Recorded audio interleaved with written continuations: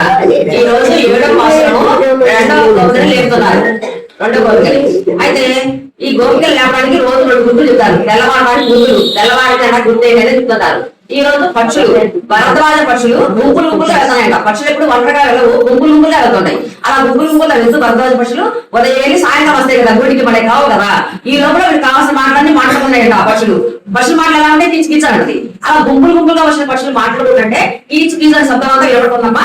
ఆ శబ్దం ఇంకా వినపట్లేదా, ఇంకా నేను తెల్లవారిందని చెప్తున్నారు బయట గోపికలు, లోపల ఉన్న గోపికటి. తర్వాత 2వ గుర్తు ఆయన చెప్తున్నారు. ఆ రేపల వాడలో వాళ్ళ సంపద ఏంటంటే పాడి పంట.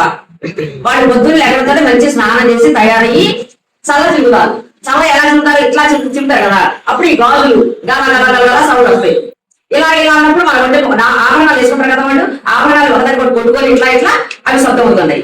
తర్వాత ఆ మధ్యలో చిలుగుతా ఉంటే మధ్యలో సప్పుడు వస్తుంది కదా, కిచకిచకిచని సప్పుడు.